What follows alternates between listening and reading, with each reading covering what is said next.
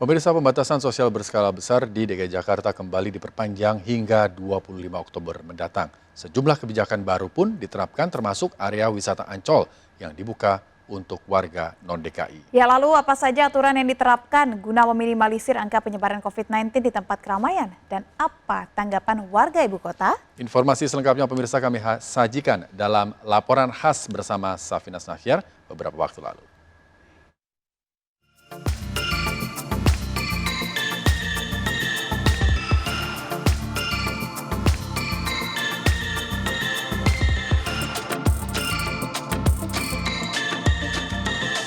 Pemerintah Provinsi DKI Jakarta memberlakukan kembali PSBB transisi setelah 1 bulan sebelumnya telah ditarik rem darurat ataupun PSBB pengetatan.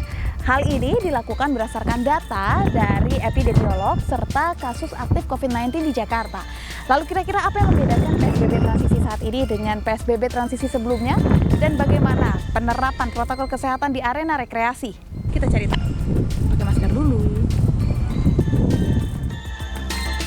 Ini sekarang kalau mau masuk ke dalam Ancol juga harus dites suhu tubuhnya. Iya, boleh kaca belakangnya dibuka. Nah, Gini, Pak. nih. Oke, terima kasih. Nah, terus kalau misalkan mau masuk ke Ancol, ada tiket online-nya nih. Tiket online-nya kayak gini. Nih, udah ada tiket online-nya. Jadi nggak boleh lagi nih, kalau nggak punya tiket ini kita nggak bisa lagi beli di loket. Dan ini syaratnya adalah tidak boleh menggandakan dan tiket ini tidak bisa diperjualbelikan.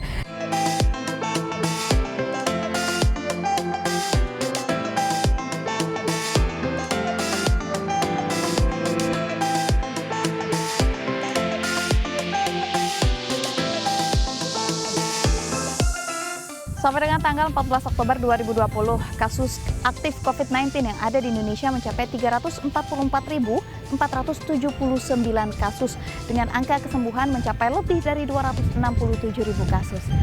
Anies menerapkan PSBB transisi berdasarkan sejumlah indikator, diantaranya adalah laporan kasus harian termasuk laporan angka kematian dan juga kasus aktif serta kapasitas dari rumah sakit rujukan COVID-19 yang ada di Jakarta. Dan berdasarkan indikator tersebut ditemukan perlambatan penambahan kasus aktif COVID-19 di DKI Jakarta. Ada sejumlah aturan pada PSBB transisi kali ini, diantaranya adalah sekolah tatap muka belum diizinkan. Lalu yang kedua, kegiatan perkantoran non-esensial diizinkan hanya dengan 50% kapasitas saja dan kantor wajib menerapkan shift kerja. Yang ketiga, untuk jam operasional pasar berlaku sesuai dengan pengelola, sementara untuk mal wajib buka dari pukul 9 sampai dengan 9 malam.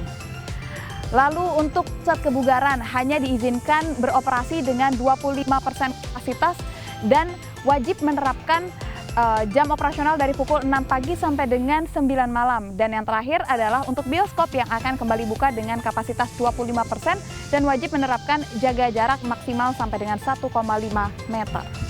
Lalu kira-kira bagaimana dengan penerapan protokol kesehatan di arena rekreasi? Kita coba cari tahu.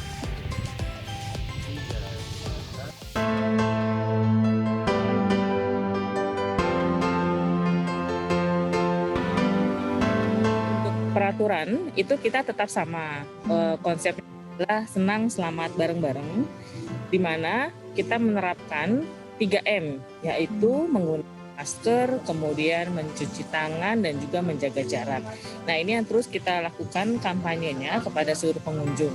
Selain itu juga pembelian tiket secara online itu menjadi hal yang wajib untuk dapat mengunjungi Ancol. Itu bisa dilakukan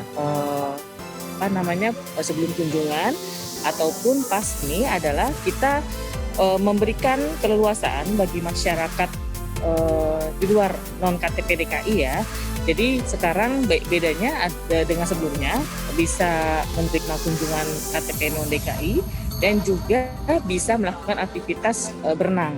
Juga untuk anak usia di bawah 9 tahun dan juga orang dewasa di atas 60 tahun, itu kita izinkan juga untuk melakukan aktivitas olahraga di area pantai dan juga Alianza Eco Park. Informasi atau peringatan secara persuasif, karena kami kan adalah bisnis rekreasi, sehingga memang kita lakukan pendekatan secara persuasif.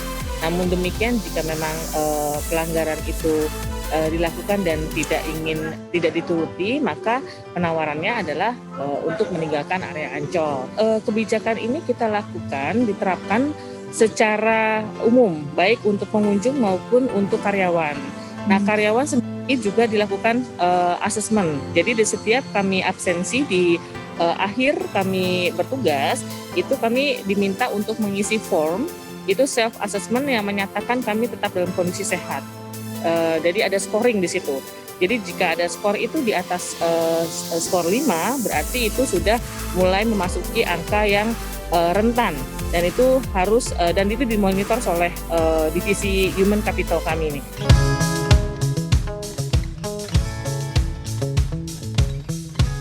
Main jalan-jalan. Bisa jalan-jalan. Dari Depan juga selalu pakai hand sanitizer tiap permainan, jaga jarak kan. Kalau misalnya buat ngurangin masalah COVID ya nggak apa-apa, tapi kasihan juga sih sebenarnya kalau misalnya buat kayak pendapatan orang yang menengah ke bawah gitu, jadinya susah buat. Jadi susah ya. Sekolah juga bagus, jadinya sekarang kalau misalnya permainan nggak banyak gitu. Nggak bisa banyak-banyak ya satu permainan ya. Paling cuma buat berdua. Kesehatan apa? Iya, pokoknya tetap jaga kesehatan, pakai masker, terus hand sanitizer-nya juga jangan lupa dipakai. Iya. Setuju dong, ya kan mengikuti perkembangan aja ya. Kalau di PSBB terus tanpa tindak lanjut atau survei, itu kita mengalami satu depresi yang sangat luar biasa. Sangat luar biasa. Nah, untuk mendongkrak kembali ya, fondasi ekonomi kita sudah ambruk begitu ya, perlu waktu yang panjang ya. Perlu waktu yang panjang. Kalau tidak mulai ya itu tidak pernah akan pulih. Ya. Caranya pasti yang penting kita waspada sama diri sendiri, take care diri sendiri, ya kan. Penting kita bawa masker, protokolnya, cuci tangan segala macam ya itu kita lakukan itu aja lah. ya. Jangan melawan arus saja.